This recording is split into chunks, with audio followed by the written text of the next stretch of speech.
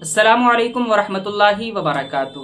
میرے پیارے دوستوں اور ساتھیوں، قربانی کرنا یہ واجب ہے، یعنی مسلمان عاقل و بالغ، آزاد، مقیم اور مالک نصاب ہو اگر کوئی شخص، تو اس پر قربانی کرنا یہ واجب ہے۔ لیکن کیا کبھی آپ نے یہ سوچا کہ قربانی کرنے کی وجہ کیا ہے؟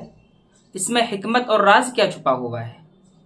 تو دیکھیے، اسلام میں اکثر اعمال کے پیچھے کسی نہ کسی مخصوص بندے کی یاد موجود ہے، کسی نہ کسی اللہ والوں کی یاد موجود ہے۔ جیسے عرفات کے میدان میں حج کا فریضہ، یہ حضرت آدم علیہ السلام کی یاد ہے۔ صفا و مروہ کے درمیان سعی، یہ حضرت حاجرہ رضی اللہ تعالی عنہا کی یاد ہے۔ اسی طریقے پر قربانی کرنا، یہ حضرت ابراہیم علی نبینا علیہ السلام اور ان کے لڑکے حضرت اسماعیل علیہ السلام کی سنت ہے، ان کی یاد میں یہ قربانی ہے۔ واقعہ کچھ اس طرح ہے کہ جب اللہ تبارک و تعالی نے حضرت ابراہیم علیہ السلام کو بڑھاپے میں اولاد کی نعمت سے نوازا، یعنی حضرت اسماعیل علیہ السلام پیدا ہوئے، تو حضرت ابراہیم علیہ السلام اپنے بیٹے حضرت اسماعیل سے بے انتہا محبت کرتے تھے۔ اور ظاہر ہے کہ جو اولاد لیٹ پیدا ہوتا ہے، تاخیر سے پیدا ہوتا ہے، اس سے محبت زیادہ ہوتی ہے۔ آپ دیکھتے ہیں کہ اگر شادی کے بعد کچھ سالوں تک اولاد نہ ہو، پھر اولاد پیدا ہو، بچہ ہو، تو اس سے جو ہے محبت زیادہ ہوتی ہے۔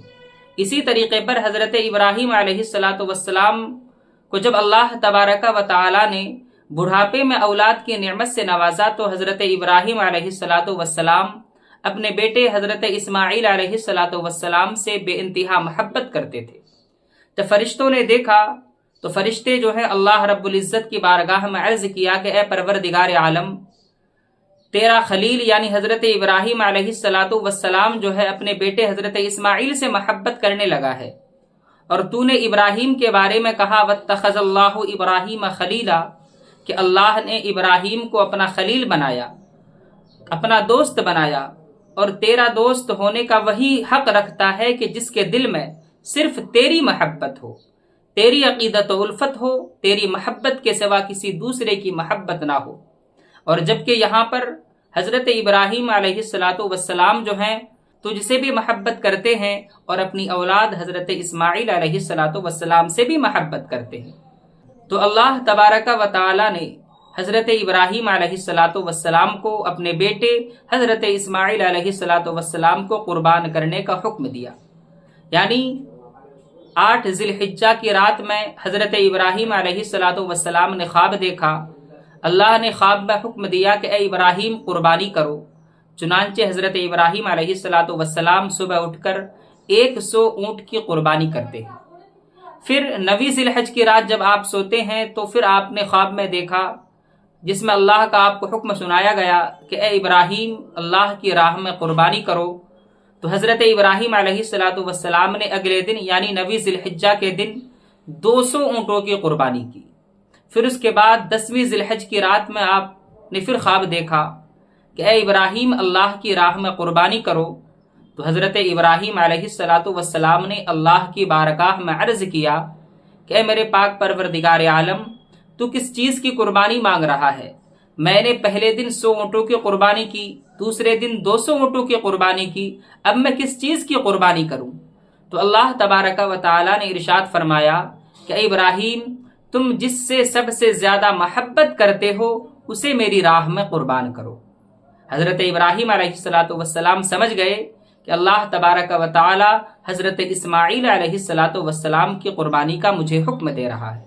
یہ خواب دیکھ کر حضرت ابراہیم علیہ السلام گھبراتے نہیں ہیں، پریشان نہیں ہوتے، بلکہ اللہ کی خوشنودی کے لیے، اللہ کی رضامندی کے لیے اپنے بیٹے حضرت اسماعیل علیہ السلام کو قربان کرنے کے لیے تیار ہو جاتے ہیں۔ اگلے دن اپنی بیوی حضرت حاجرہ رضی اللہ تعالی عنہا سے فرماتے ہیں کہ میری پیاری بیوی، آج جو ہے ہمارے بیٹے حضرت اسماعیل علیہ السلام کی ایک بہت بڑے بادشاہ کے دربار میں دعوت ہے، اس لیے تم اسے تیار کرو۔ چنانچہ حضرت حاجرہ رضی اللہ تعالی اپنے شوہر کے حکم کے مطابق اپنے بیٹے حضرت اسماعیل علیہ السلام کو نہلاتے ہیں، اچھے کپڑے پہناتے ہیں، آنکھوں میں سرما لگاتے ہیں اور تیار کرتے ہیں۔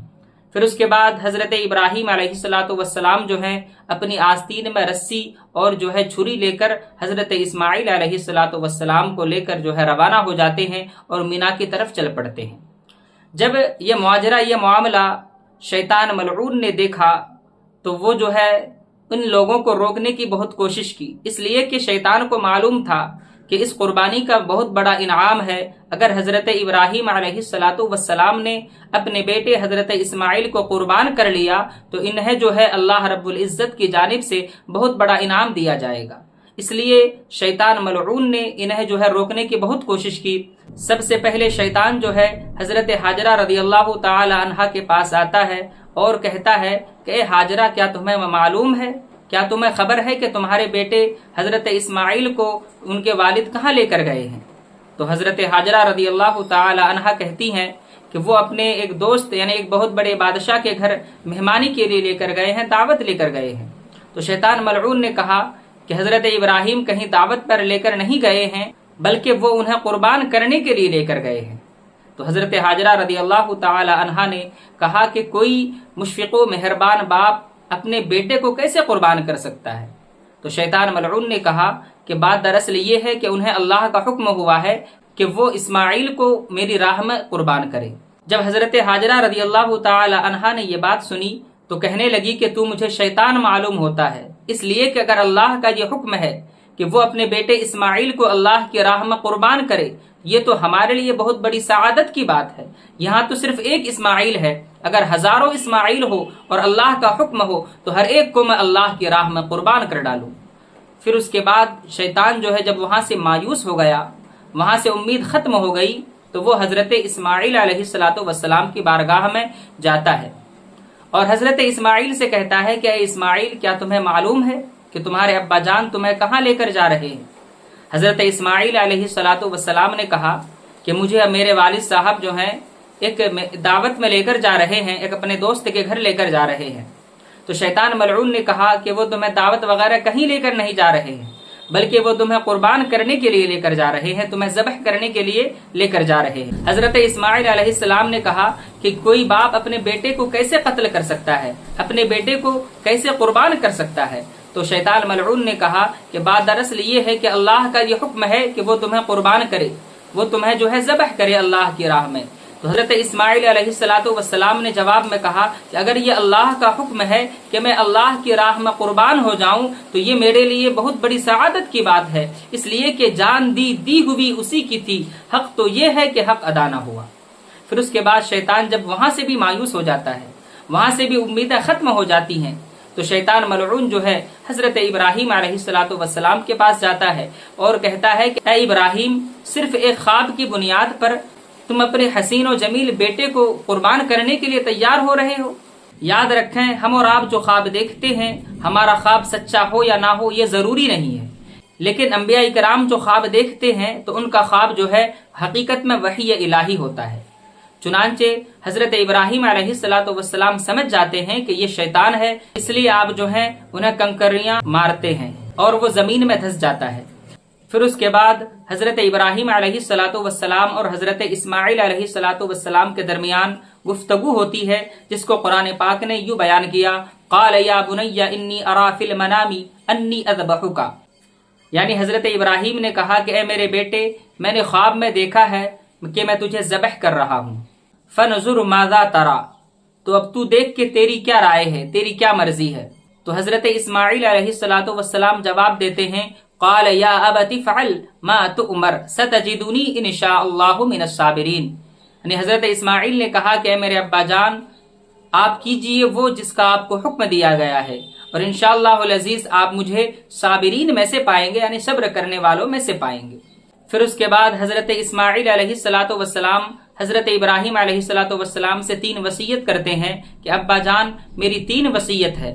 پہلی وصیت تو یہ ہے کہ جب آپ مجھے قربان کریں تو میرے ہاتھ اور پاؤں کو باندھ دیں تاکہ میرے تڑپنے پر آپ کو رحم نہ آئے، اور دوسری وصیت یہ ہے کہ آپ مجھے پیٹ کے بل لٹائیں، اس لیے کہ آپ کے سینے میں ایک باپ کا دل ہے، اگر آپ قربان کرتے وقت میرے چہرے کو دیکھ لیں گے تو ہو سکتا ہے کہ کہیں آپ کا ہاتھ نہ رک جائے، اس لیے آپ مجھے جو ہے پیٹ کے بل لٹائیں۔ اور تیسری وصیت یہ ہے کہ میرے قربان ہونے کی خبر میری ماں کو نہ دیں، اس لیے کہ وہ میری جدائی کو برداشت نہ کر سکے گی۔ پھر اس کے بعد جو ہے حضرت ابراہیم علیہ السلام حضرت اسماعیل علیہ السلام کو باندھتے ہیں اور زمین پر لٹا دیتے ہیں اور چھری نکال کر ان کی گردن پر چلاتے ہیں، لیکن اللہ کی شان دیکھیے کہ چھری جو ہے حضرت اسماعیل علیہ السلام کی گردن تو دور کی بات، گردن کا ایک بال بھی نہ کاٹ سکی۔ جب باپ بیٹے نے یہ معاملہ دیکھا تو اللہ کی بارگاہ میں عرض کیا کہ اے میرے پاک پروردگار عالم، تو ہماری قربانی کیوں نہیں قبول فرما رہا ہے؟ پھر اس کے بعد دوبارہ حضرت ابراہیم علیہ السلام جو ہے چھری چلاتے ہیں، لیکن دوبارہ بھی وہ چھری نہیں چلتی ہے، حضرت اسماعیل علیہ السلام کی گردن جو ہے نہیں کٹتی ہے۔ پھر حضرت ابراہیم علیہ السلام جلال میں آتے ہیں اور غصے میں آ کر چھری جو ہے ایک پتھر پر مارتے ہیں تو وہ پتھر جو ہے کٹ کر دو ٹکڑا ہو جاتا ہے۔ حضرت ابراہیم علیہ السلام نے کہا کہ اے چھری، تو نے ایک بھاری اور مضبوط پتھر کو دو ٹکڑا کر دیا، جبکہ میرے بیٹے کی گردن اس سے تو کئی زیادہ نرم و نازک ہے، تو اسے کیوں نہیں کاٹ رہی؟ تو وہ چھری جو ہے بزبان حال کہتی ہے کہ اے ابراہیم، جب تمہیں نار نمرود میں ڈالا گیا اس وقت آگ نے آپ کو کیوں نہیں جلائی؟ تو حضرت ابراہیم علیہ السلام نے ارشاد فرمایا، اس لیے کہ آگ کو اللہ نے حکم دیا تھا کہ وہ ابراہیم کو نہ جلائے۔ تو چھری جو ہے بزبان حال کہتی ہے کہ اللہ رب العزت نے آگ کو صرف ایک مرتبہ کہا تھا کہ وہ ابراہیم کو نہ جلائے، جبکہ مجھے اللہ تبارک و تعالی نے 70 مرتبہ حکم دیا ہے کہ میں اسماعیل کے گردن کو نہ کاٹوں۔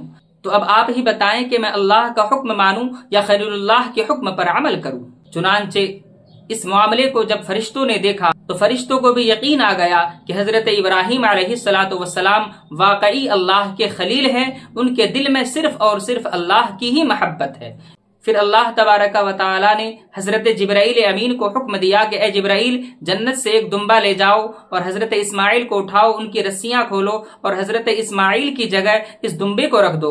چنانچہ حضرت جبرائیل علیہ السلام دمبا لاتے ہیں اور حضرت اسماعیل علیہ السلام کو اٹھا کر حضرت اسماعیل کی جگہ اس دمبے کو رکھ دیتے ہیں، اور حضرت ابراہیم علیہ السلام جب پھر چھری چلاتے ہیں تو وہ دمبا جو ہے قربان ہو جاتا ہے۔ پھر جب باپ بیٹے آنکھوں کی پٹی کھولتے ہیں تو دیکھتے ہیں کہ حضرت اسماعیل کی جگہ ایک دمبا ذبح کیا ہوا ہے، اور حضرت اسماعیل علیہ السلام ایک کنارے ہیں اور مسکرا رہے ہیں۔ اور حضرت جبرائیل علیہ السلام نے جب یہ دیکھا تو اللہ کی تکبیر بلند کی اور کہنے لگے اللہ اکبر اللہ اکبر۔ تو حضرت اسماعیل علیہ السلام نے کہا لا الہ الا اللہ واللہ اکبر اللہ اکبر۔ تو حضرت ابراہیم علیہ السلام نے کہا وللہ الحمد۔ پھر اس کے بعد آسمان سے ندا آئی کہ اے ابراہیم، یہ تمہارا امتحان تھا اور تم امتحان میں کامیاب ہو گئے۔ اور اللہ تبارک و تعالی کو حضرت ابراہیم علیہ السلام کی یہ ادا اتنی پسند آ گئی کہ اللہ تبارک و تعالی نے قیامت تک کے مسلمانوں پر قربانی کرنا جو ہے واجب قرار دے دیا ہے۔ اسی لیے